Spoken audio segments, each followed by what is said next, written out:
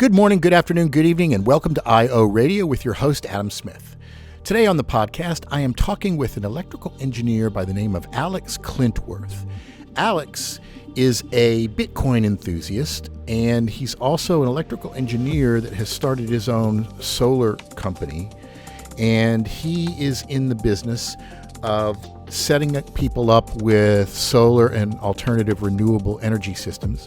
And he argues that Bitcoin and Bitcoin mining make a great addition to the process of setting up solar panels. He also argues a common argument that Bitcoin mining helps stimulate the energy industry. We're going to jump into this and talk about some specifics. And obviously, you got to understand this guy is selling something, so he's going to have one perspective. I'm not an expert in solar, so I can't really fact check a lot of the claims that he's making regarding the costs of these systems and how much they pay people back. But we're going to have a discussion and we're going to talk about this. This is about the half of the interview, and I will make the second half available if anybody's interested. I don't know if I'm going to put it in a separate podcast or not. I might. But we just kind of end up going around in circles a lot. But you'll see, I think it's an interesting conversation, and I'm giving these people an opportunity to state their case and explain to us how crypto fits into this and whether it actually does provide any benefits in the world of energy. So stand by and hope you enjoy it. So Alex Clintworth. So you reached out to me, wanted to be on the show, wanted to talk about some crypto energy issues and other stuff. Yes, that is correct. So tell us a little bit about yourself. Who you are, how old you are, where you're from, what's your background? I am 30 years old now. I am from Wisconsin and currently there right now, but looking to move to Arizona shortly. But Upper Midwest. I went to UW-Madison for a degree in electrical engineering, specifically to get into renewable energy. That was always what I was most fascinated and passionate about. Started at a very young age. As a kid, I was the one that was interested in saving the polar bears, and everything stemmed from there. And so then after graduation, I got into the solar industry, and I worked as our head engineer for a industrial and commercial sized solar development firm. And so led the engineering department there, and then briefly had a stint at a community solar firm. And so there we developed projects closer in the 4 megawatt range, so small utility scale, but specifically for community subscribers. So if you own a residence and for whatever reason you don't want solar on your house, whether you can't because of shading or other issues, then you can subscribe to a large solar array on the edge of the community. And it's more of an accounting thing, but you're quote unquote purchasing energy and electricity from that solar project. Oh, that's neat. So kind of a co-op thing. Exactly. Yep. And that actually one of the really interesting aspects of that is we were specifically working projects in states out east. So Pennsylvania was one I was very much involved in, and there's significant demand for these projects, but the political landscape out there has prevented that from happening at the level that there is demand. Yeah, I'm suffering that same situation too. I have a piece of property that's got a huge south-facing roof, and I could do very, very well putting solar panels on it. But where I live, the local power company has lobbied the politicians to prohibit features like being able to roll the meter back and getting paid if I produce more electricity than I consume. So it's kind of, progress has been stifled around here. That is happening in a lot of jurisdictions around the country. Yeah, and then to finish up my origin story, after the community solar firm that I was with, I ventured out on my own with 2 other coworkers from my prior firm, and we have started our own residential energy systems company. So solar and battery backup are the two main components of those systems. And then where it makes sense to, we actually do add on that Bitcoin mining because in many cases, in Arizona very specifically, it really incentivizes the Bitcoin mining specifically incentivizes people to add solar onto their properties. And so we do a full residential energy services, but those are our top three. The solar, battery backup, and Bitcoin mining are the main components that we really focus on. So, okay, I was going to ask how you got into the crypto. How does crypto fit into that? So, you're saying that solar incentivizes crypto or crypto incentivizes solar? Because I will want to drill down into that. I would argue that's not quite as cut and dry as you might want to be saying. Yep. Oh, and I fully expected that. Yeah. So, and now you say crypto. I personally would say Bitcoin because I do very much separate the two, semantics. But if you dig deep into it, I think it does matter. Okay, so there's another point right there. The Bitcoin is not crypto argument. Um, this could go around in circles forever, but this is one of our talking points. You know, I've got 29 crypto talking points, and one of them is Bitcoin is not crypto. Bitcoin is different. I'm not convinced that's a valid argument. I think when people say that, they just mean Bitcoin is my favorite. I don't want to talk about anybody else. Bitcoin is definitely a form of crypto, very much so, but it has some very special properties. First and foremost is the product market fit and first mover advantage. All It right, has stop, gained stop, stop, stop, adoption. stop. Okay, there's three. You're gish galloping, and I gotta. This is one of the things I really want to stop. So you had said three different things there. You said first mover advantage, product market. Yeah, so product market fit. And one thing that I Okay, think product market fit, first mover advantage. What was the third thing you gish galloped over right there? I am actually blanking on that third one that I said. Okay, But we can come back to it when I remember it. all right. Well, let's just take those two. First mover advantage. That's false. Okay, Bitcoin was not the first cryptocurrency, and BTC is not even the original version of Bitcoin. So it's not the original Bitcoin. So that's a false statement. Any attempt to argue otherwise is a no true Scotsman fallacy. I just want to kind of lay it all down. I know that a lot of people think BTC is the original one. It's not.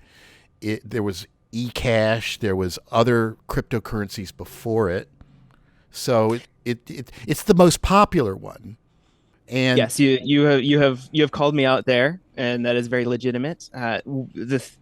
When I say crypto, and that probably I should not have used that term, there are specific many. So if you take the iPhone, for example, the mhm, iPhone was not really revolutionary in one specific function. It was the combining of many functions together that made it so popular. mhm.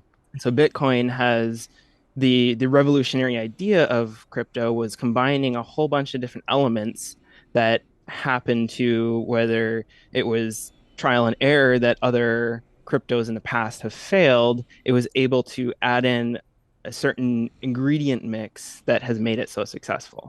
Okay, I agree with you there, but I would also argue that comparing crypto to the iPhone is not a valid comparison because the iPhones actually do things better than what people had previously, even if they weren't the original ones, like a touch screen or stuff like that. What they produced was clearly a superior product that people wanted. Bitcoin is still trying to prove itself in that respect. You know, that's my ultimate crypto question there. What does blockchain and Bitcoin do that's better than what we've already been using? We can answer that about the iPhone. The Bitcoin is a different argument. Primarily seems to revolve around it's the number one crypto. Therefore, it's the only one we really should be focusing on. And I think maybe, I guess everybody has their own reasons for why that is. I think it's just that fragmenting interest in the crypto industry probably hurts the crypto industry overall, right? The best thing that everybody would hope for would be crypto to actually be dominant across the board, but it's still not quite there yet. To a certain extent. Mhm, One thing I do want to briefly touch on the adoption rate, and many mhm. people will adopt Bitcoin for many different reasons, and that is one of the reasons why it's so difficult to nail down.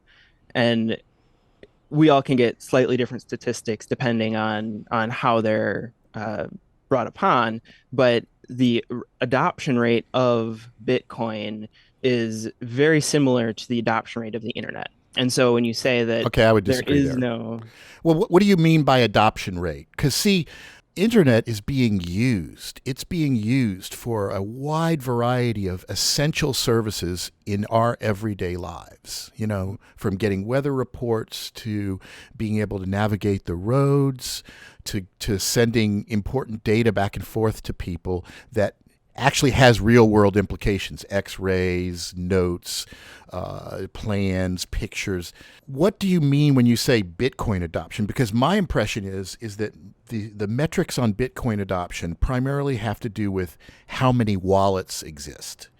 Now, that doesn't mean that anybody's using that stuff for anything productive in society. It just means there's X number of Bitcoin wallets. So, that. okay, so you compared Bitcoin to the internet, right? In terms of growth and adoption.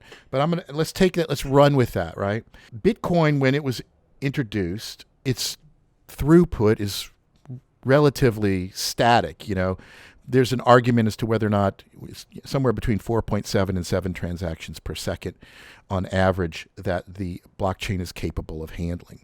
So there's a hard restriction there if it got popular enough. The queue to be able to wait in line for transactions would get bigger and bigger and bigger, and the fees would get bigger and bigger and bigger. In contrast, the internet's been around much longer, but even in the first 15 years of the internet, there was no such limitation. Like TCP/IP, the protocol that the internet works on, essentially operates the same way now as it has in the beginning. There was never a limit on how many packets that you could send per second, right? So the adoption of the internet was not hamstrung by an inherent design limitation like blockchain. Blockchain has an inherent design limitation.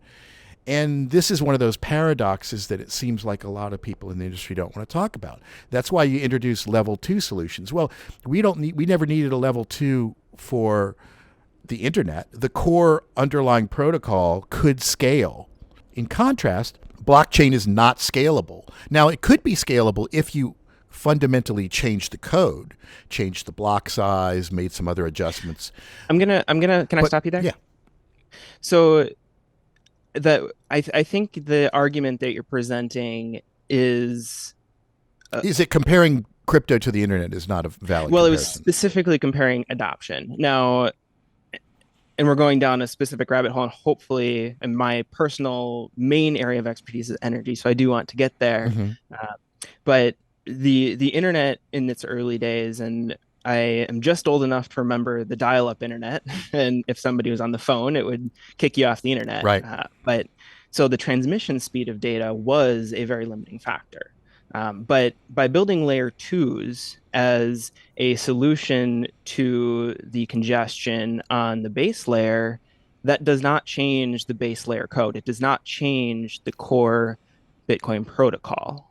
Right. The core Bitcoin protocol is limited in its design. TCP/IP was never limited in its design. The infrastructure on which it runs may have had limitations. People say, oh, it took 20, 30 years for the internet to become ubiquitous. That's true, but that wasn't because it took 20 or 30 years for people to figure out useful things they could do with the internet. It was because the cost to hook up to the internet was prohibitively expensive and the infrastructure wasn't there. Those are two things that you do not have in the way with Bitcoin and crypto. You know, you are connected to the very same network. Framework of the network is available, and it doesn't cost anything to install Bitcoin, whereas when I wanted to connect to the internet way back then, I was paying, by the minute. I had to have a acoustic modem and all that kind of stuff.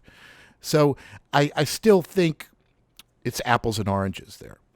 I mean, the restriction on transaction throughput was a specific design consideration, and that is in order to maintain The the incentive ability for the miners, for, right? The well, no, specifically, and actually one of the reasons that Bitcoin has, in my opinion, has succeeded the way it has is because the creator is fully anonymous. And so there is no centralized point of attack for authorities, which is one of the reasons why earlier versions had failed. I would still disagree with that though. There's no, this argument that Bitcoin is decentralized. I don't know if you really look at it in a practical way that makes sense. We're seeing right now mining is becoming more and more consolidated, right? You have consortiums of mines, and it's a natural evolution. If it becomes profitable to mine, then special In interests are going to become, or they're going to gang up. Can And I ask specifically Mhm. what aspect of mining are you considering centralized? Well, I would say the right now, and I don't know the specifics because it changes over time. But when I did my documentary, mining a lot of mining was concentrated in China. It's changed now since China banned it, but a lot of that mining has now migrated over to the United States and elsewhere. But if you look at the stats on mining, you'll find if you look at the block rewards and who's getting them every 10 minutes or so, it's mostly just one of less than 5 or 6 entities. So, Yeah, so what you're referring to then is specifically the mining pool. right, And so I would fully agree that yes, there are a handful of very large mining pools that are that controlled by specific entities that manage those pools. correct. You're running some software, I assume, that um, the mining pools determine how they determine how to divvy up the block rewards and all of that, and they can also decide to say become OFAC compliant, where they won't accept transactions from sanctioned entities. If you're part of that consortium, you have to follow along. You could drop that consortium, but if you want to Exactly. And that if you want to have any hope of getting any block rewards, you still have to you have to subscribe to one of those consortiums, because the chances of you running an independent computer mining and getting any money or rewards are almost well, impossible. let's go down that path for a sec. Hmm. And we have never seen something like this truly fully play out. And so it is all theory, and that it could be a cause for concern in the future. I will fully grant you that. But let's say that the main core mining pools all decide to sanction transactions. Hmm. Then the transactions that are being sanctioned, if they're truly valuable transactions by the sender, they will add an additional fee to get their transaction sent to the network, Right. which will allow new mining pools to spring up that are not sanctioning. And overall, they will end up gaining a larger share of the fee pool and therefore Hypothetically. attract other miners. Yes, yep, correct. But You are here's the hypothetically. problem with that hypothetical situation. When you have a monolithic entity like Ant Pool or whatever, the different mining consortiums are, they're easily targeted by authorities in terms of wanting to stop money laundering and sanctions violations. I know that there's talk after this recent Bitcoin conference of a bunch of Republicans claiming that they're going to basically legalize money laundering and tax evasion by keeping the government off of Bitcoin transactions, but I don't really know if that's going to really happen. They're just saying stuff to get votes right now. What I we fully do agree. what we do know is that governments all around the world are clamping down on crypto being used to evade sanctions, and that's probably going to continue. So, in your scenario where, let's say, you've got 2 main mining pools, and they have the lion's share of the traffic, and they're complying with sanctions, so that does create a market, right, where a third one can come in. But that third one still has to have a significant amount of hash control, or whatever it does is not going to be relevant. So if you have, let's say there's 5 mining pools and 3 of them represent 51% of the thing, then they're going to pretty much control it. Even if a fourth or a fifth or a sixth one comes up, unless they can control the same amount of power, it's going to be hit and miss whether they could allow these transactions. Now, I agree, it's impossible to stop 100% of stuff. Once something's on the internet, it's pretty much out there. And I would never say that any nation state or centralized authority could stop Bitcoin 100%. That would never happen. But because this system is decentralized, All you need to do really is disrupt a significant percentage of people that want to use the network, and you effectively cripple it. That's just because of its design. It needs a lot of participants, or else it starts to break down. And I think, Can I jump in here? There's a handful of points that I want to all right, touch let me on just say one before we last get too thing. far. But this entity that would come in and be competitive by allowing sanctions violations, they would just become targeted by the same nation states, and I don't think they would last very long. We've seen this happen with mixing services and other entities. So I don't know if that open market thing would really work. So a few points. Mm-hmm. First, the the pools of mining are very centralized at the top, yes. But I want to make clear for your listeners that it's individual miners and mining companies that decide to lend their services to a specific mining pool. So I myself can run a single miner and I can lend my services to the ant mining pool, and in return, I will receive a steady payout instead of only getting the rewards for if I so happen to win a specific block. Mm-hmm. And so if the ant mining pool does something that I disagree with, it is very simple and easy for me to switch over to a different pool.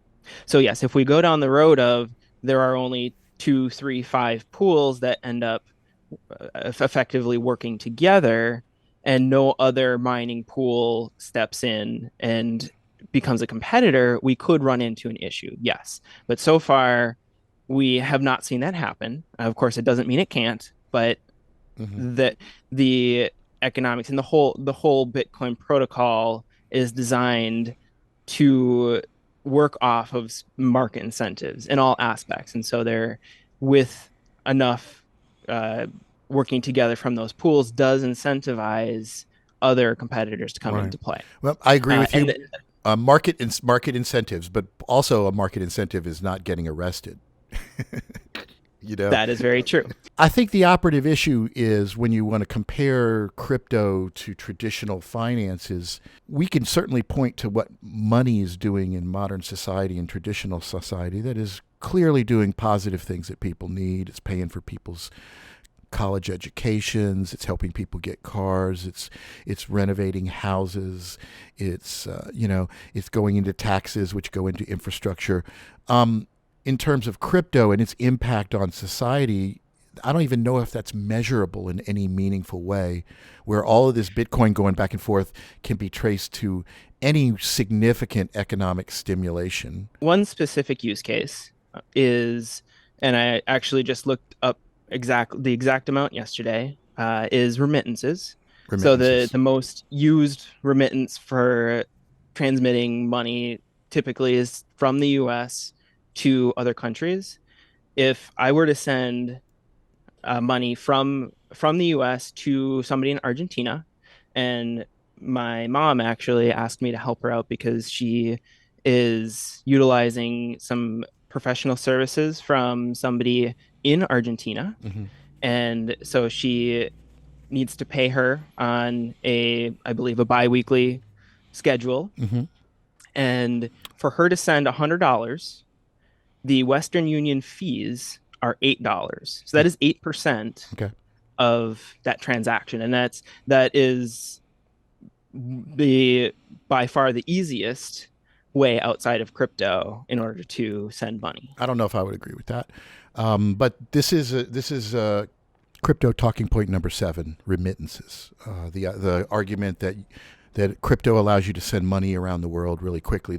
What you're leaving out of that is even if you could send crypto cheaper than this $8 fee through Western Union, the person you're sending it to still ends up with Bitcoin, and chances are the person they need to pay isn't somebody who's going to accept Bitcoin, so it still That's has actually still has to be converted. It has to be converted at that either end. that is not necessarily the case. You can actually send stable coins, and you could either send Bitcoin or stable coins or any other crypto, which I'm not aware of much true economic crypto demand in other countries. Mm-hmm. But unless you are in the upper middle or higher classes in most countries, Argentina included, you do not have you're restricted on the amount of dollars that you can withdraw from the bank and hold for any period of time. And so the upper classes, they have access to a much greater amount of dollars, while the ruling class in Argentina has enacted policies that is contributing to I don't know exactly how long, but it's been decades of hyperinflation. And so it's the lower classes that are subject to that, and they have the restrictions of how much dollar access they can have. And so obviously it's not Bitcoin. Some Argentinians do hold Bitcoin, but even just using the Bitcoin rails, because there's Bitcoin the asset and Bitcoin the network, Right. and Well, it can be confusing. we don't have, I mean, you're making these claims about the people in Argentina. I don't know anything about it. We don't have somebody else here to verify that. So I won't Well, I argue mean, against it, but um, I can say specifically, I have helped my mom send money to an Argentinian who is requiring these services. and are they taking these, are they getting paid in Bitcoin? So they prefer US dollars. Okay, so you still had to convert it back into US dollars. You're telling me that you can convert US dollars into crypto, send crypto, convert crypto back into US dollars, and you're going to have less fees than you would if you sent the dollars natively via Western Union, because I don't believe that. Yes, there are many different ways to do so. Because you have additional And fees. You, in addition to whatever the transaction fee is on blockchain, you've also got spread conversion rates and transaction fees at either end too. So whereas I have one transaction using Western Union, you have three transactions using crypto. well, there is actually a pretty significant. Now, I do not personally have experience with this. You are correct, but there is a significant black market that has sprung up in Argentina and many other countries that are experiencing high inflation. It's specifically a dollar economy and using these stable coins because of the banking restrictions that are placed on them. Right. And so So you're the saying woman that that my that it mom's works better when you go down some dark alley and you find some human trafficker that wants to transfer money for you, because they need to launder their USDC. They'll take your USD, and then I guess you could do that, but I'm having a hard time believing that you're going to end up paying less than $8 in fees going through that. Even the helping launder human transaction. trafficking money. Well, and again, I think that is you're putting a lot of emotion onto a a situation that there may be a small faction of people that are involved in human trafficking that use this tool, Yeah, you're right. but Good on you for catching me.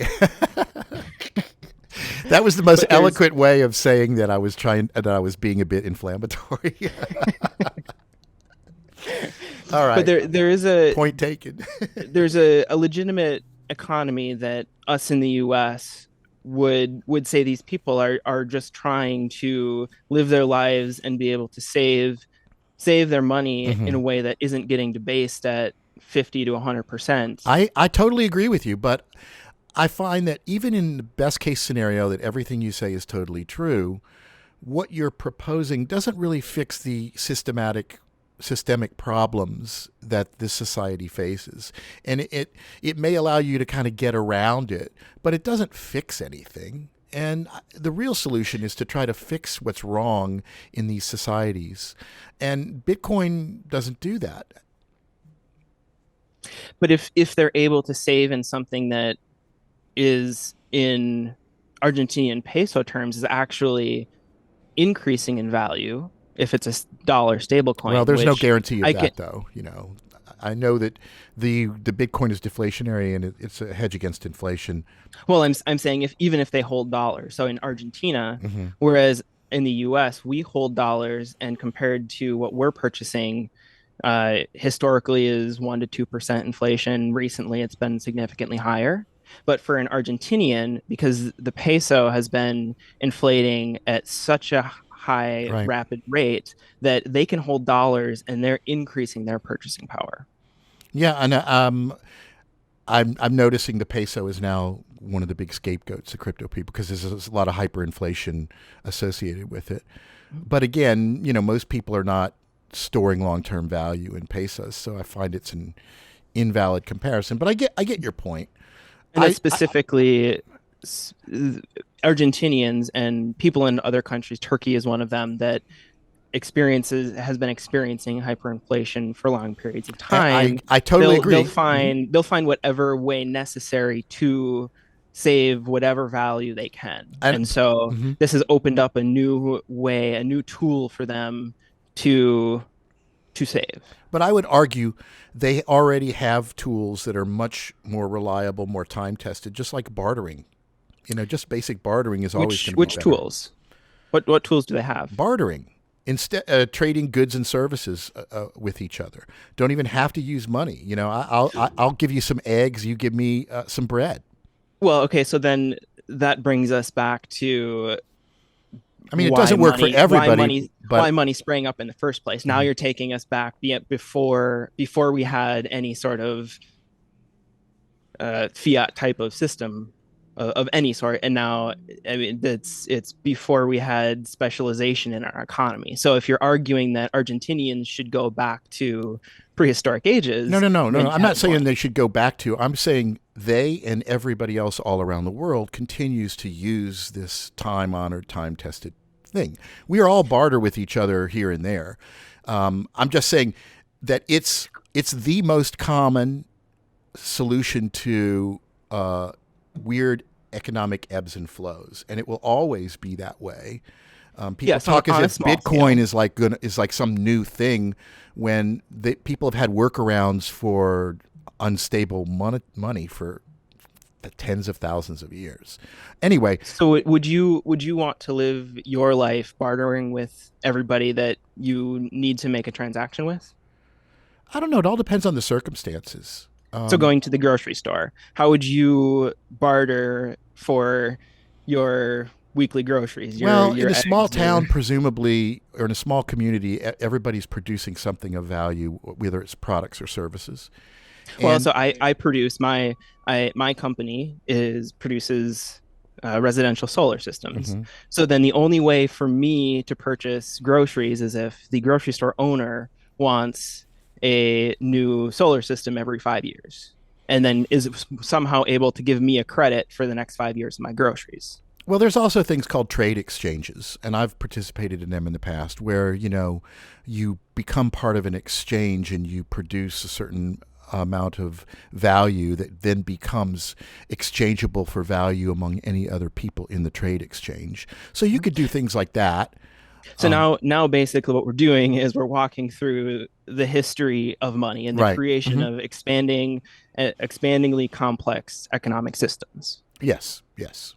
Correct. But, and so we need to have a form of exchange, and that is that everybody can base the value that they produce in that is divisible to a certain extent, and that everybody values. I mean, we all agree that this monetary system is a natural evolution. It's an improvement over bartering.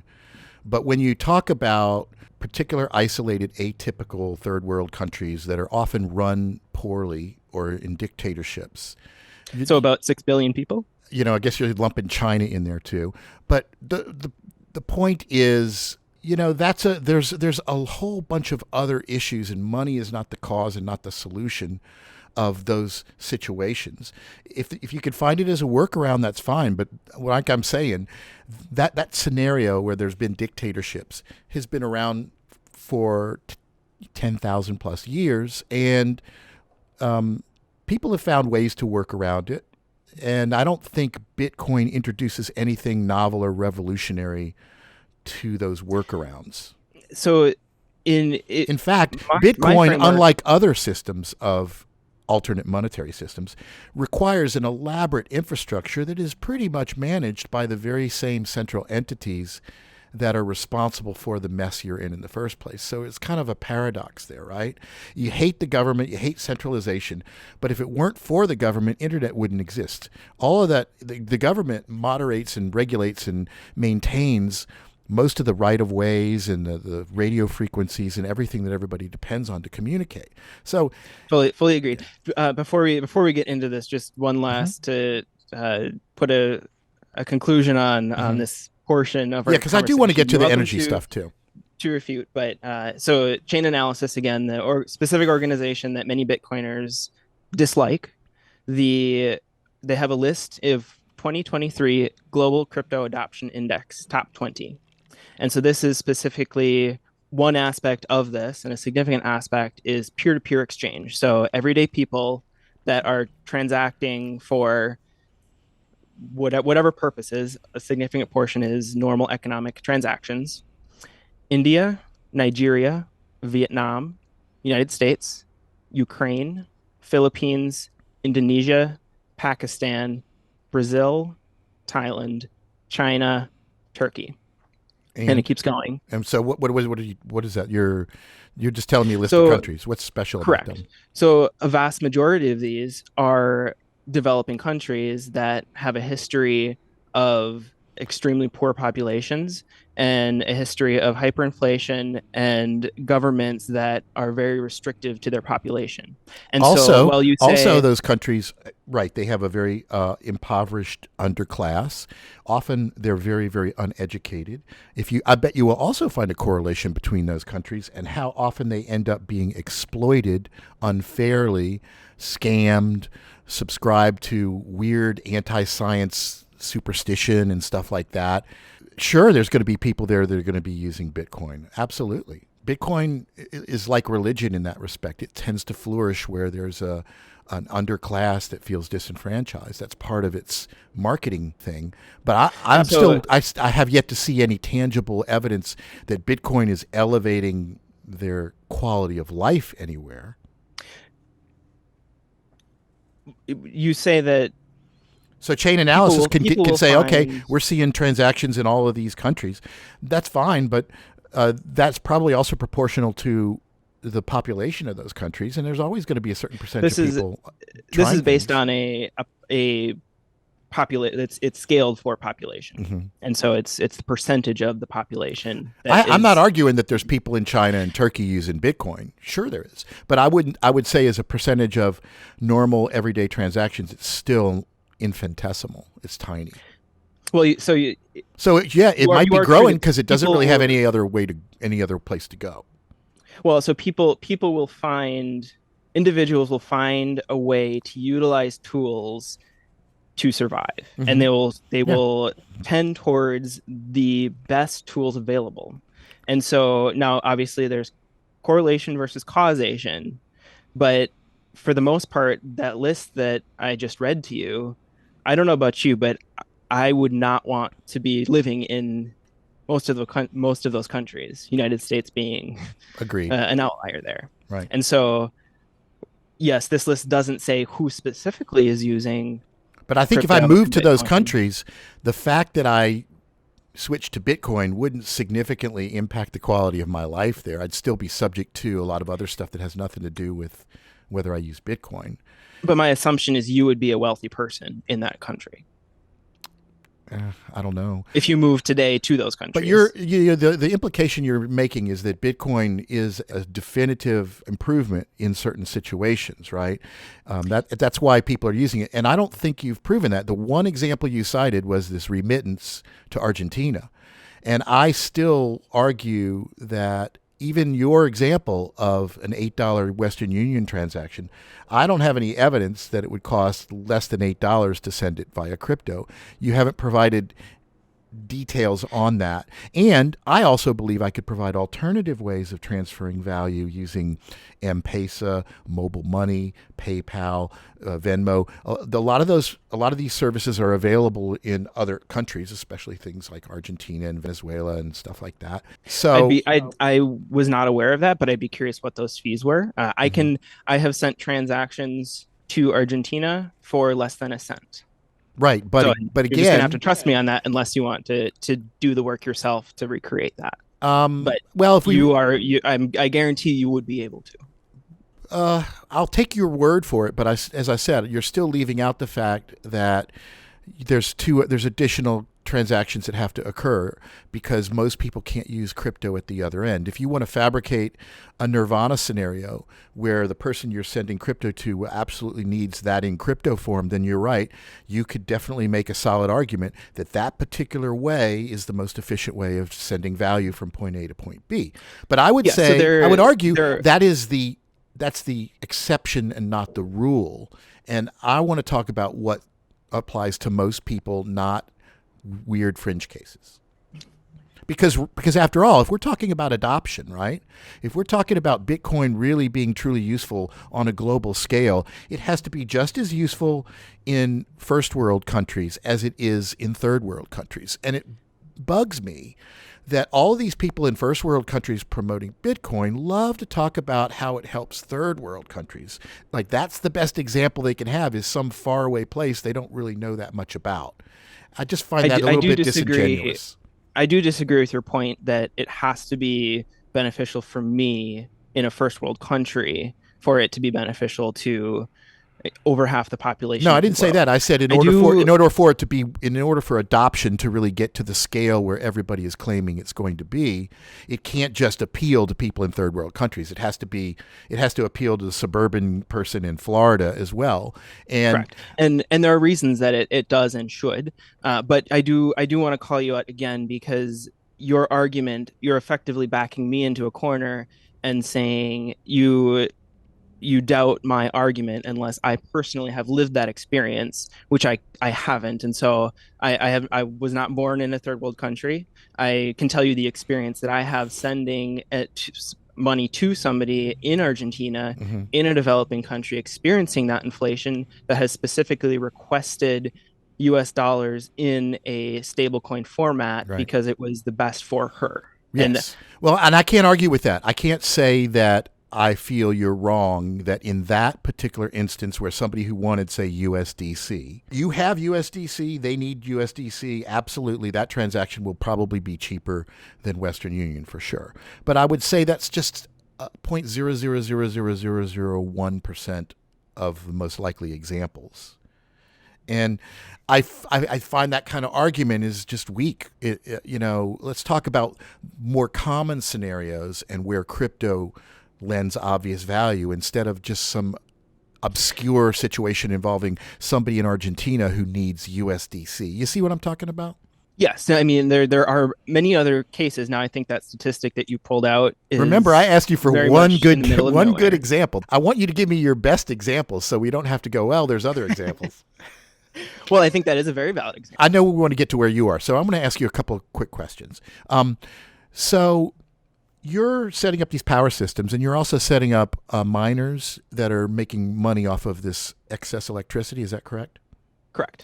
Now, here's an area I don't have much experience with. What is the process of participating in a mining pool? Can you give us some very specific examples of how it works, what the process is, how you get paid, how much you get paid? Can you talk us through that? So the easiest way, you purchase a specialized computer, an ASIC, and you plug it into a power source.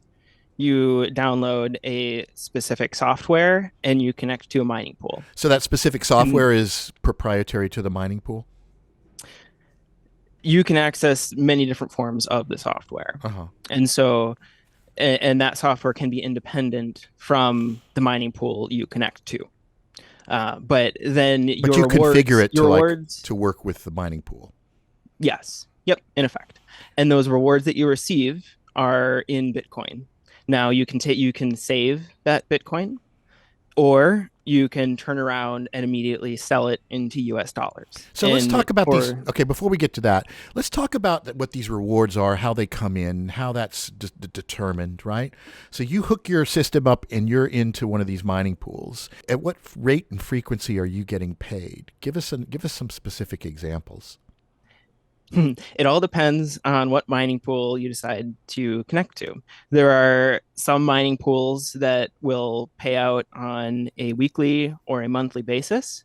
Some mining pools, and they're not very big. Some are specifically only pay out if that mining pool receives reward. Mm-hmm. And so Are you there have many some? different options. So you connect in, and I don't assume everybody always understands how mining works. So we'll just say that the way Bitcoin mining works, right, is you have all of these computers that are trying to guess this magic number, the nonce, that and whoever guesses it first gets the block reward for that block. And in the process, they're just assembling transactions and running hashes on these transactions and submitting them for, to see if they can guess the number. So you have computers all around the world doing it, and correct me if I'm wrong, computers all around the world doing it, many of whom have agreed to be part of a consortium so that if one of the consortium wins, it's shared among everybody else, right? But anybody who is not part of the consortium that wins the number guessing game, they get nothing. So all of the energy that they have spent was completely wasted. Can we at least agree on that? They did not earn anything specifically from that energy that was used. And I it didn't do not produce agree. anything. It didn't produce. I know it makes the network, quote, stronger because there's more competition. That's an abstraction. But in a realistic sense, however many megawatts of power. So you have two mining consortiums, right? They're both fighting to win the block reward. One of them wins. So all of the work the other one did was wasted. They don't get any percentage of the block reward. Only if you're a part of a big consortium that has agreed that if one of our computers guesses it, we're going to spread it among everybody else. It's like a lottery ticket, right? You go into your office and you collect, dollars from everybody in the office, and you got $50, and you make an agreement that if any one of these tickets wins, we split it among all 50 people. That's basically how the mining thing works. And then there's another office nearby where somebody collects $100, and the one with the 50 wins, and the one with the 100, they just lose everything, right? In the strict sense of the term wasted, in this sense, I will grant you that, Mm-hmm. but that is where the intricacies of the energy market and the way that our energy system works is it's oftentimes that the energy used is extremely beneficial. And so I would argue in most or many cases, it's not actually wasted. So, correct me if I'm wrong. I'm going to try to guess where you're going with this. You would argue that increased energy needs is what drives expansion of and evolution of the energy grid. Is that, would you say that's one of the main reasons for justifying that this wasted energy isn't wasted? I would turn that around and say that my framework is first and foremost, my whole career has been dedicated to environmental issues and specifically seeking out a greater proportion of our energy portfolio being renewable Mm-hmm. and low carbon to no carbon. Right. Which is, I think that's a great thing to do. And so, in order to do that, now we also at the same time have expanding electricity needs, partially because of expanding energy needs in general, Mm-hmm. but also the electrification of many aspects of our society that weren't so in the past. Mm-hmm. Yeah, obviously our needs are expanding. There are ways of addressing that by employing more energy efficient systems, and obviously that's something that happens too, where you try to create appliances that use less energy, toilets that use less water, etc. Correct. Yep. And that's where the fight towards a carbon neutral or a carbon negative energy economy, there is no one pure solution. It has to and should come from many different sources. And Bitcoin mining is, in my opinion, one of the driving factors of greenifying, if that's a word, our energy mix. Okay, let's address this. I would argue it's exactly the opposite, because the problem with Bitcoin mining is the primary incentive for Bitcoin mining is to make money, right? To make Correct. money, get the block rewards. So the lower your expenses are in operating that process, the more money you make. So the cheaper the electricity is, the more advantageous it is. And everybody that's in it for the money, that's what they care about, which means they're going to go where it's cheapest to operate.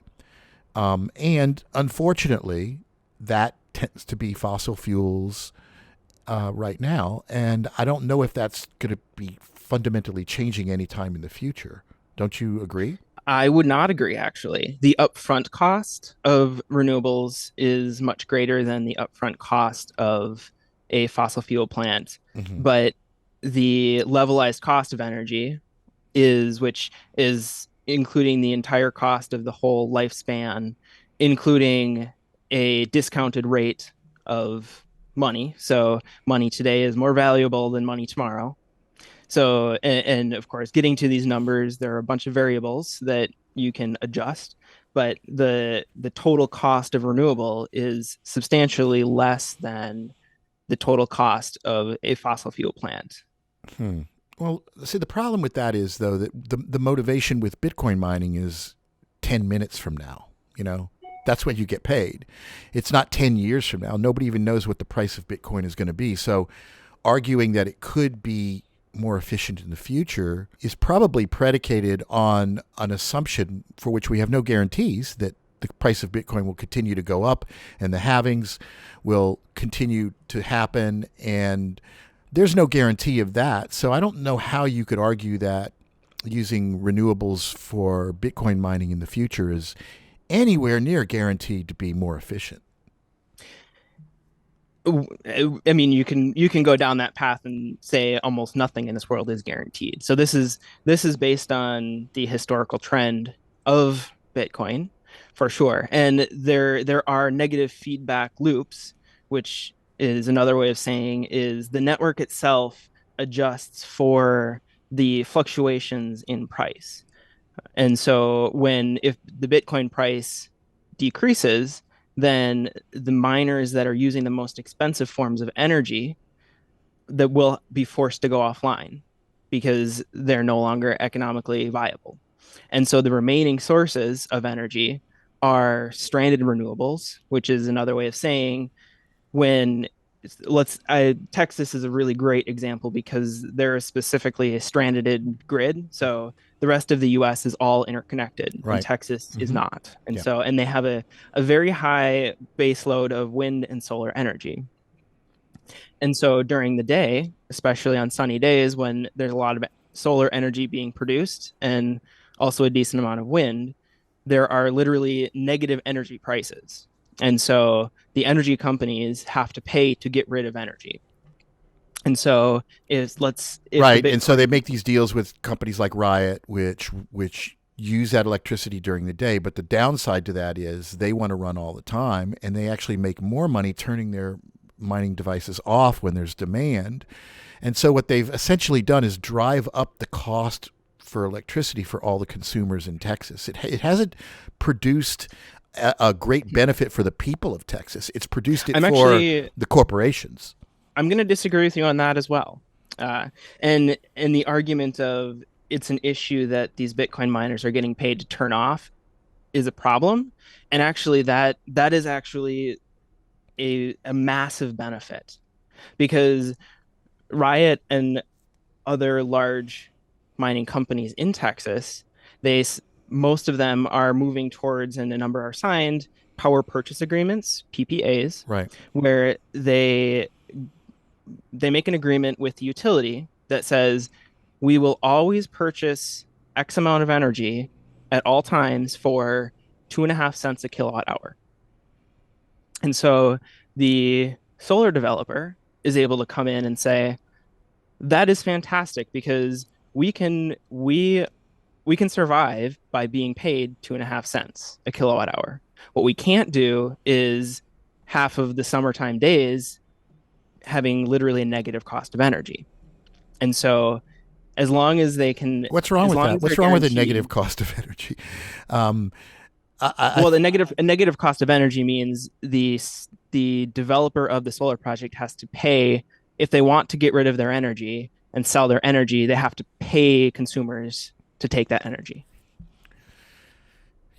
yeah, I understand. I just feel like um, a lot of these arguments skirt around a fundamental principle that I kind of cling to, which is if you've got that much excess energy, you're doing something wrong. You know, anybody that produces any kind of resource that they can control the production of, and they choose to just let this machine run and waste resources, is a poorly designed system. You know, Okay, well let's walk through this. It Mhm. sounds like you're in the southern US, Mhm. correct? So my assumption is where you're located, it is very hot and likely muggy during the summer, Yep. correct? Hmm. And so you probably want to run your AC fairly often. Yep. And you want to be able to, whenever you choose to run the AC, you want to have the AC turn on when you flip it on, Right. correct? And I understand there needs everybody to else in be a society, surge and there needs to be available energy, but if there is so much that people are able to make deals where they're routinely operating, then that's poor design. well, what I'm saying is, in order for you and everybody else to have that energy on demand, we have to build infrastructure to meet the peak demand, not the average demand, the peak demand when everybody wants to run all of their appliances at once. Well, presumably, a well designed energy system already has the infrastructure in place to meet peak demand. I don't recall, it's not very often when you go to turn your air conditioner on and it doesn't come on. So we've had peak demand. I know there's exceptions during certain times of the year in certain jurisdictions, usually Texas.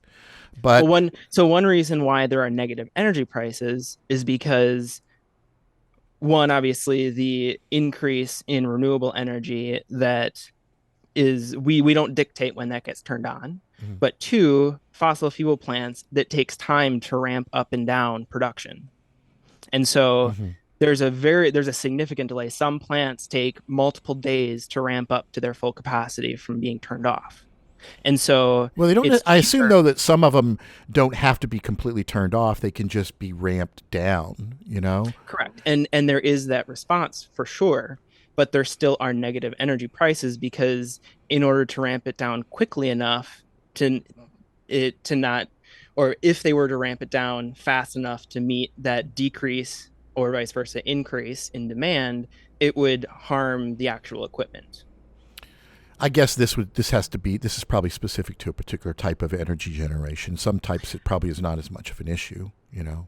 So, well, renewable energy specifically is very, especially solar, you can turn on and off Hmm. very rapidly, especially as we transition to a more renewable grid. We have to not only build to that peak demand, we also have to build to substantially higher. And there are some figures, and this is, there's lots of leeway, but some figures that say we have to build five times, up to five times the peak capacity of our renewable generation to meet our peak demand. Okay, I would like to offer an alternative to that. We work on creating things more energy efficient. We put more subsidies into developing more energy efficient appliances, insulating things, Well, double regardless, paned you still, windows. You know, I think there's and way I fully agree. I fully agree. We that we should could be do that looking at that instead of too. expanding the energy grid because we've. I mean, But if everything were five times more efficient, you still have that fluctuation of you Mhm. still need five times the production capability of your max demand. But I would also argue that firing up Bitcoin mining rigs is not as like flipping a switch either. You got to that's probably a big production when you've got thousands and thousands of machines. Nope, that's actually false. They can turn on and off within a few hertz. So in a few, our electric grid is 60 hertz. So the current in your light bulb flows back and forth 60 times a second. Right. And Bitcoin miners can turn off within a few of those cycles, so a fraction of a second. Oh, And you mean there's just flipping very stopping the software from crunching numbers, you not just actually yep you powering down the units. nope you power down the units. It's immediate for all practical purposes. But I mean, I assume it still takes time to come back up. Yeah, I'm sure you can cut everything off immediately, presumably Ramping up without is corrupting the disks or the yeah. memory or So whatever. turning on is slightly slower, correct? But the bigger issue is when there's a power crunch and the if you get into the physics of how our energy system functions, there you have a few seconds to a few minutes of leeway in that Hmm. demand response, which actually increases and decreases the frequency at which the current flows back and forth through your light bulbs. Right. Yeah, I And gotcha. so that, yeah. All right. So the core of this argument is that there's excess energy and you guys are using it.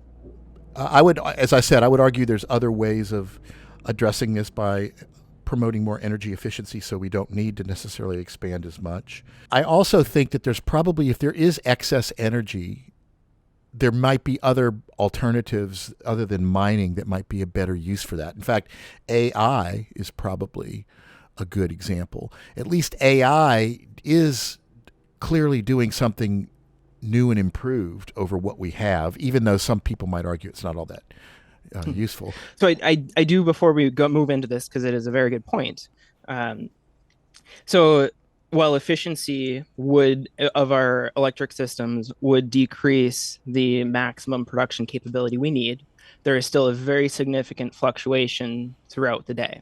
Mm-hmm. And so if we if we need to build, say, one more solar plant, and that solar plant is truly going to be utilized, because if we're basically at our full production capabilities necessary, one more solar plant to meet the demand of one additional household, that one household is going to have to, or the cost of that entire full solar plant is, without any demand response, everybody is going to have to pay for that additional solar plant that was only necessary because of one additional household.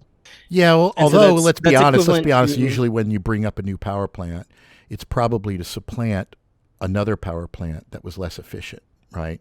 So I don't know if that's if you're just bringing on a whole new power plant and you're not going to retire any of the old stuff or phase some stuff down. We know that well, but the if older power plants have higher costs of operating and are less efficient than the newer ones. So you would, I recognize your argument, but I don't know if it's as practically an issue as we might think. If we're building a new power plant, it certainly should be able to more efficiently generate energy, and it should be able to more efficiently generate significantly more energy, presumably to technological advances, right? So you bring a new power plant on, you retire an old one. Isn't that more likely than building a power plant for just one house? Well, so that was just for purposes of an example, Mm-hmm. and obviously it's much more complex than that. But the power plants that are being retired are these fossil fuel plants that we have much more control over when they are powered up and down. And So, so okay, to replace a 1 megawatt power fossil fuel plant, we would have to build many more megawatts of solar. all right. And So so let's let me grant you this argument, okay, that there's a need to consume this excess power, and the consumption of that creates demand or helps make the power grid more stable and solid and fund future expansion, right? There still is the other overarching argument, which is why mine Bitcoin with that power. It cannot. I cannot believe that that is the best use of that power. I understand that one Bitcoin has more some unique characteristics. You can fire it up really quickly. You know, you can drop a cargo container in the Amazon forest and convert, methane flaring to a little generator. But I'm not convinced that even if that was incredibly efficient, which I don't know if it is, that so it could one be more way to scaled up on a large visualize level and be useful, or that that's the best use of the electricity. one more way to visualize the cost savings is, pretend it were you were purchasing a brand new vehicle that you are taking basically a commuting to work in. And so it's a 10-minute commute to work, so you drive it 20 minutes a day. If that were a self-driving vehicle, which we may have in the near future, Mm-hmm. and you could rent that vehicle out for the rest of the day while you're sitting at work. I mean, granted, obviously, you have to be okay with somebody using your vehicle, but how much quicker could you pay back that vehicle than if it were only being used for 20 minutes a day? You have full utilization of that Mm-hmm. vehicle versus a minute fraction utilization. And True, so but that's then the but you're equivalent. also there's also liabilities there. There's wear and tear on the vehicle, so that's going to be increased maintenance. You may get your Well, no, vehicle back and there's vomit in it. You know. no analogy is perfect, but specifically on the cost aspect and the return of your investment aspect, it's I okay. reasonable. I mean, I see the value of that analogy, but the point I'm still going to make is why Bitcoin? Why use that energy? Why is Bitcoin the best way of seeing a return and stimulating the energy grid? Are you So telling me that's AI, absolutely the best use of that resource? there are many options to utilize that energy. You brought up AI. That is a great example. And AI has obviously been in the news over the past year and a half plus. Um, so a significant difference between AI and Bitcoin mining is that the revenue for AI comes from the users utilizing AI services, which has nothing to do with energy. And so, as long as the users of AI are willing to pay the cost of the energy through that embedded cost of the AI platform, the producer, the AI company, doesn't really care overall how much that energy costs. They pass that cost along. Well, no, obviously Whereas, they do care because if their charges are higher than their competitors, then they won't be competitive. So everybody correct, cares about the but cost of their resources. correct. Yep. And let But me tell you, I what mean, in order to keep customers, what do they have to provide? They have to provide AI on demand. They have a user, there's the training AI, training models, and inference. So inference is when you or I as a user goes and requests something from the AI. And if we don't get our response within 5 seconds, we're gonna move on right, to the competitor, right. correct? Well, And there's a so demand response issue on that end too, right? There's a obviously they'd have to balance their AI systems appropriately. Although it could also be, we know that the vast majority of energy for AI is used in training, not necessarily in responses. So mhm. that energy usage could be run at times when they needed the processing power for people on a different schedule, so it wouldn't really even conflict. Yes. And same Yep, thing with that like is folding at home, where you're using spare CPU cycles to analyze proteins for genetic research and medical research. Um, you know, these are processes where you can consume electricity and provide some social good. that is correct. And I do believe we will see AI training utilize more and more of that quote wasted energy. Yeah. Now, see, However, but I see that as a growth industry that has clear values. Like if Bitcoin mining, if the whole Bitcoin network just dropped off the planet right now, it wouldn't affect any major systems or services that most of us use. It would not affect any commerce or any banking. It would not affect anything. There would be some people really, really upset, but life would go on. The vast majority of what we do every day, we never intersect with the Bitcoin network. It doesn't do anything for us in our daily lives. Whereas even right now, in the early infant stages of AI, it's getting more utility and use in the real world by everyday people, and it's significantly younger in terms of it's finally becoming mainstreamly useful. And then, bam, it's already found lots of use cases. I still don't see that with Bitcoin.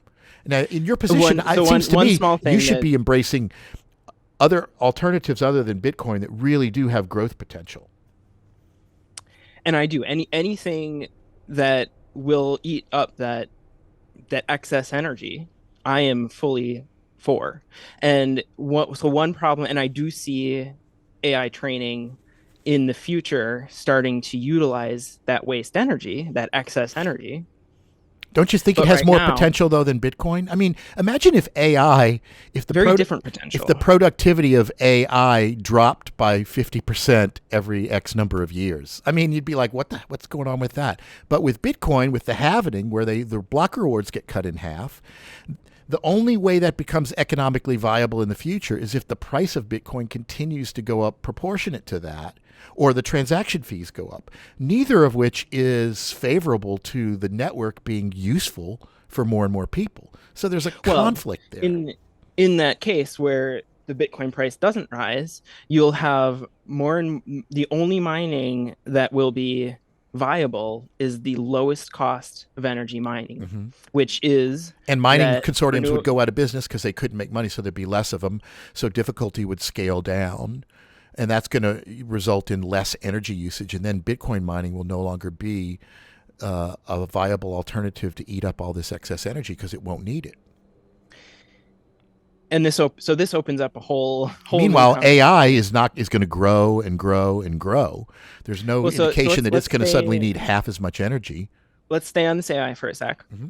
The AI training models Mm-hmm. right now, they one of the reasons why they're not seeking out this inexpensive excess energy is because the competition in the AI market is so fierce that they are willing to pay for uptime because any downtime and they'll be losing ground on their competitors. Mm-hmm. And so there's actually a very recent report from a PhD student, Margot Paez, that she recently published. And the NVIDIA GPUs for AI mining, their profit is roughly $3 to $5 per kilowatt hour of energy used. And so they are willing up to effectively that low to mid single digit dollar range of energy, which is extremely expensive. They're willing to still consume that energy. Right. So let me Whereas ask you this: what's is the Bitcoin profit per kilowatt hour better? the Bitcoin profit is right now, if you've installed there's a there are new models that recently came out, and the maximum profit is roughly 15 cents a kilowatt hour. More than the AI is currently paying. Nope, 15 cents versus $3 to $5. Okay, so it's significantly less. Correct. So again, why why mine Bitcoin then? And then of course, when the next halvening comes, that drops in half. Because renewable energy, they're mining the Bitcoin on otherwise wasted energy. And that's the key, otherwise wasted. And so they're monetizing that energy at 2.5 cents. They're paying 2.5 cents and earning 15 cents. I gotcha. I still would argue that if you have So that much excess energy, it's poor design in the grid.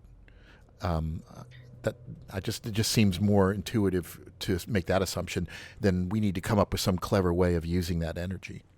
well, but again, we have no control over when that energy is made. So as unless you're willing to only utilize electricity when the energy is being produced, we are forced to build energy production to the peak demand. And so it's a fact of the world works and we all get up in the day, and then in the evening we come home from work and we turn on our appliances and our AC, and then at night most of us go to bed. So unless we completely entirely rearrange the functioning of society, there's no way of getting around that fact.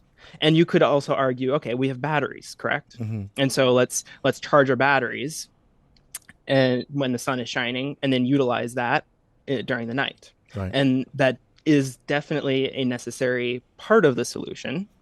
But at the end of the day, you still have a mismatch. There's no way to size your batteries to magically every day fill your batteries up to capacity and no more, and not have wasted energy, Right. and then deplete them down when you need to. And there's no You're doubt that our still battery gonna have technology wasted is very energy. primitive too. We really do need to Correct. see Yep. improvements there. Yep. And that is happening at a pretty rapid I rate agree with for you. I sure. just think that there's other more practical approaches to addressing this problem, like making things more energy efficient, redesigning the energy grid in such a way that you are using certain energy generation resources that can be flipped off, just like Bitcoin mining rigs.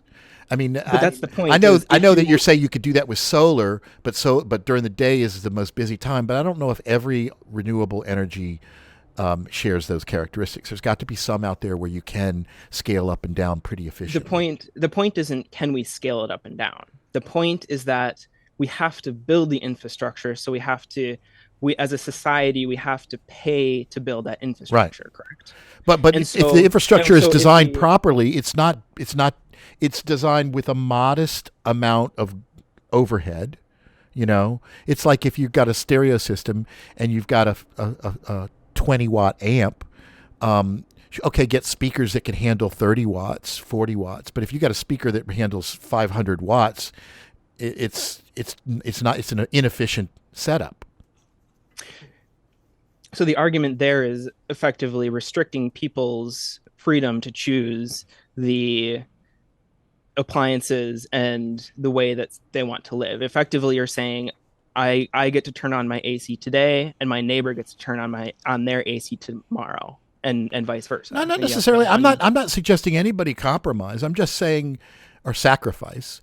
I'm just saying that I think that there's other alternatives that seem to me to make a little bit more sense So than simply how would just you finding a creative way to use the energy. how would you design a system that you wouldn't need to overbuild your intermittent energy sources to power a society Okay. that wants energy on Well, demand? I would always overbuild. I absolutely would overbuild. I think that's what you have to do. You have to build for the future. But that doesn't mean that you have to turn everything on all at once. It doesn't mean that you can't design a system where you can scale up or down the energy generation based on the needs, and then you analyze the times of the day and what is needed, and you scale it up and down, and you do it like that.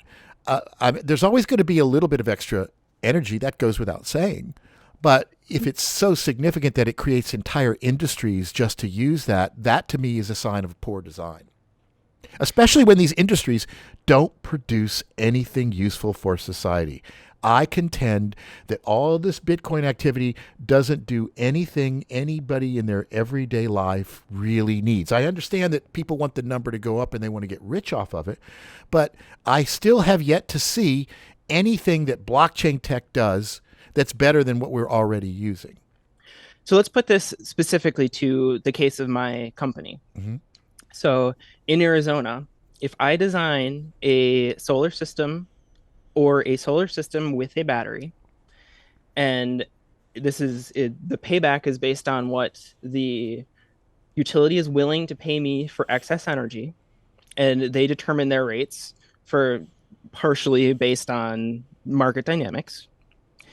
If I build that system in Arizona that will roughly 100% offset their energy, it's going to take them about 14 years to pay back that system and break even. Okay. Right, assuming there aren't subsidies, but in many cases there are subsidies. No, that's including subsidies. And we're seeing this across, like you were saying, for yourself specifically. Okay, We are so these seeing subsidies, do they have to utilities. pay the subsidies back? Because Mhm. I've seen these programs, and yeah, if you had to buy everything outright, it might take 14 years. But if the government is subsidizing it, it might immediately save you money. No, this is including the subsidy for at the federal level from the Inflation Reduction Act. So for individuals, it's a 30% uh, tax credit. So 30% of the system cost gets deducted from their income tax owed. Mm-hmm. Okay, And so this 14-year period payback period is including that. Okay. I got you. Now, if I take that same system and I add a Bitcoin miner and I slightly increase the solar amount that we install, Mm-hmm.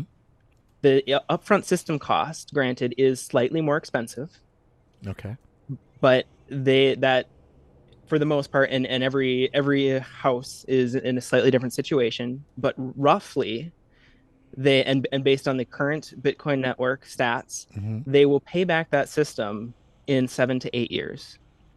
And So so, almost half the time, a little bit more than half the correct, time. correct. And Okay. so you go to Nevada, and there almost every house has solar in near Las Vegas. Any neighborhood that has any is middle class or above. Mm-hmm. majority of houses, because their utility policy, and this policy is set at the state level, and the utility has to follow what the state says. And the utility must pay residents a very substantial rate for the energy that they export. Mm-hmm. And so, in effect, you're having other people that don't have solar subsidize to a certain extent the people that have solar. Mm-hmm. And we can, and Well, but they're also subsidizing the energy network overall because you're contributing to it. yep. Makes sense. And I'm not saying this is good or bad. I'm just saying it is what it is. Right. Now, Arizona has actually greater solar resource by a small amount than Las Vegas. It's not significant, but a small amount. And there's, I've been in Arizona a lot recently and Las Vegas, and no statistics, but just eyeballing, maybe a fourth of the number of homes in Arizona have solar. Mm-hmm. And it's not because people don't like solar in Arizona. It's because they look at 14 years of a payback. Doesn't seem economical. Yeah. It's not. But and will the panels even last 14 years, you know? They will. Yep. After their most panels are rated for 30 years, and typically a well-constructed panel is at about 85% capacity after 30 years. Let me ask you, don't you assume that, say, in the next couple of years, panels will become even more and more efficient? Like you buy a system today, and by the time it's 10 years old, there's panels that are significantly more efficient? No, marginally, but there is a theoretical max capacity. I gotcha. That solar panels can draw from the sun, and we are not there, but the rate of efficiency improvement is very low. So basically, the main improvement would be possibly the cost. The cost to acquire these panels would be cheaper in the future. Yes. I gotcha. Okay, so that's a very good argument, and I basically agree with you. The problem I have with it is it's predicated on this assumption that the price of Bitcoin will be stable and it will increase over time, and that's a big unknown, you know? And of course, when people say, okay, well, the historic trend for Bitcoin is very, very promising. Yes, but let's be realistic. More than half of Bitcoin's lifetime, it wasn't even recognized as a store of value. It was just a experimental token that a few people played with, and was heavily manipulated by just a few dark market exchanges. So this notion that Bitcoin is just always going to go up, you can look at it from 2008 to the present, and it looks really cool. But if you take the last third of that graph, which is much more realistic of future trends, it's nowhere near as promising looking. I don't see how, if you really care about looking at things pragmatically, you can't recognize that's a concern. Well, let's walk through that. And now, if your argument is Bitcoin might completely disappear and go to effectively zero, yes, there is a chance that happens. I would argue that chance is very low. Mm-hmm. It does exist, but I don't think it'll ever go to zero, but I think it will drop to around 600. But let's say, so the systems that I install with Bitcoin miners, let's say the price of Bitcoin drops substantially, say to 50% of what it is today, or 25% of what it is today, mm-hmm. which in a quote unquote bear market, that's not uncommon to say drop 70%. Right. What will happen is the miners that have the highest cost of energy, because the rewards don't materially change. So the number of rewards split between all the miners is the same regardless in Bitcoin terms. And so in dollar terms, if the miners with the highest cost of energy, in dollar terms, the reward drops, it'll force the highest cost of energy miners offline, mm-hmm. Right? Which will equate to the same number of Bitcoin rewards split among fewer miners. Right. And so each individual miner will earn more in Bitcoin terms. And so that will increase the dollar value of the Bitcoin that they're earning. And the systems That's that, if all other things stay exactly the same. Hmm. well, so the highest cost of energy miners are dropping offline, Right. and the miners that are mining with solar have a zero cost of energy. And so they're they literally have no incentive as long as they have that energy available that's excess.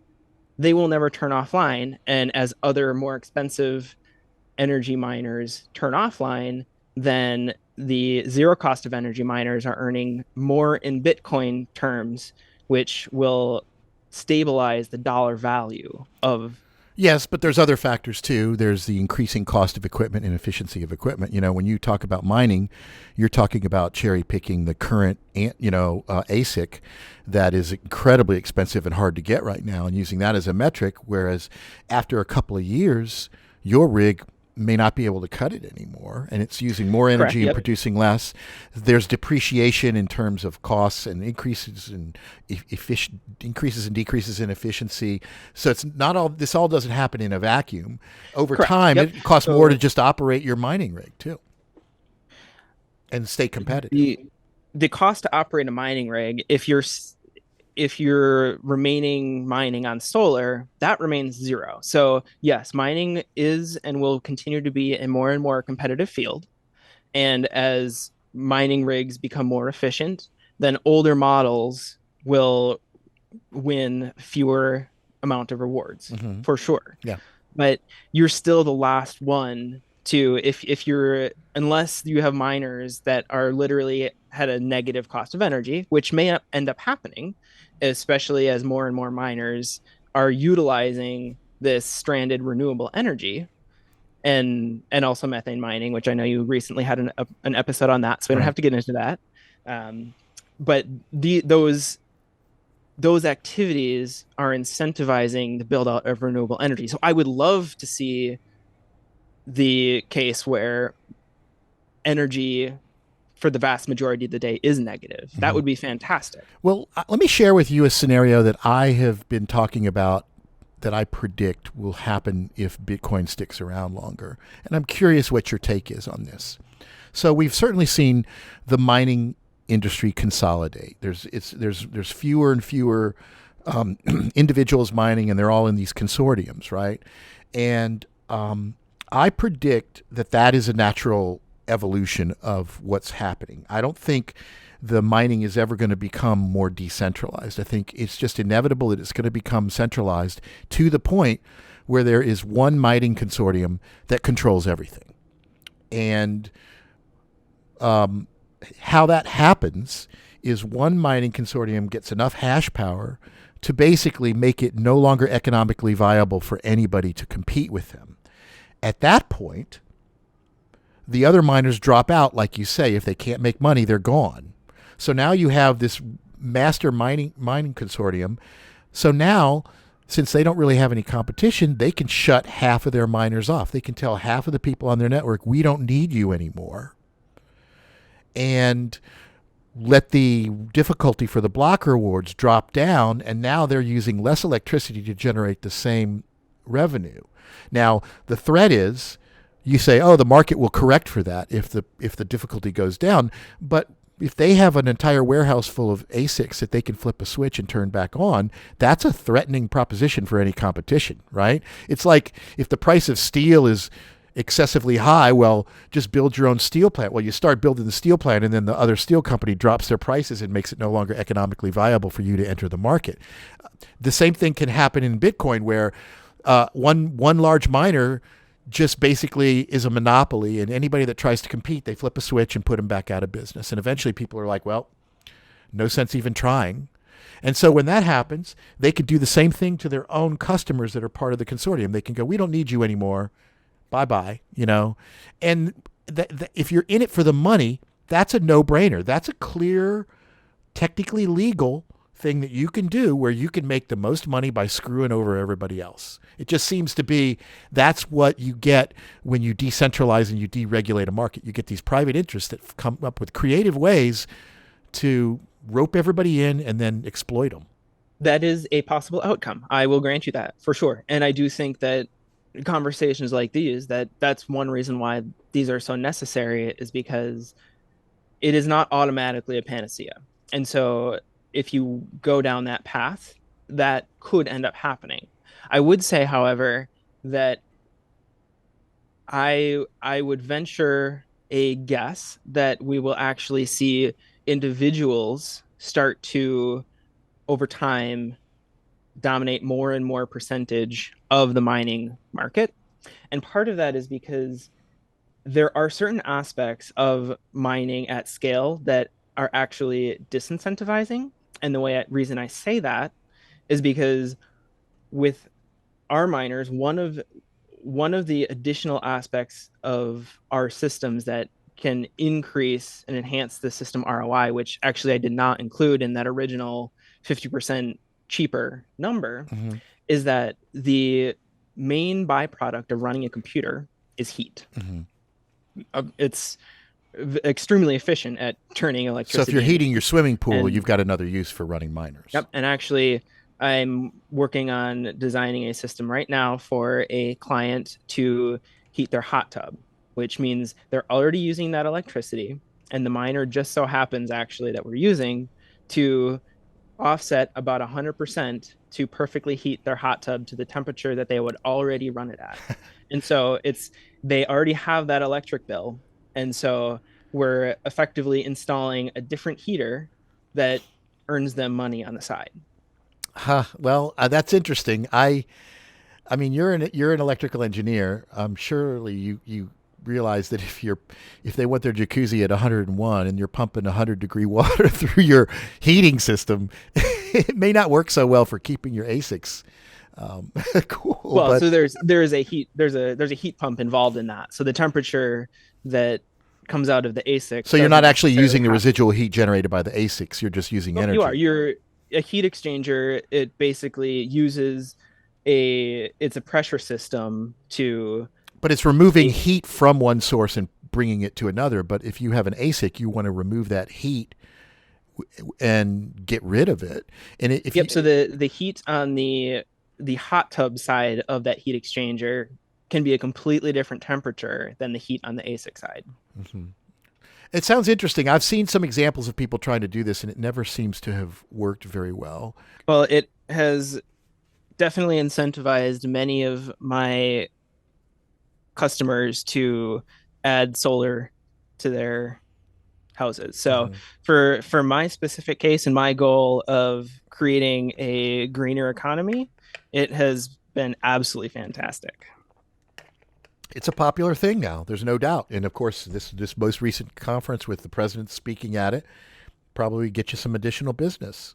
But we'll see if in a couple of years that that turns out to be as fruitful. I'm not convinced that it will be.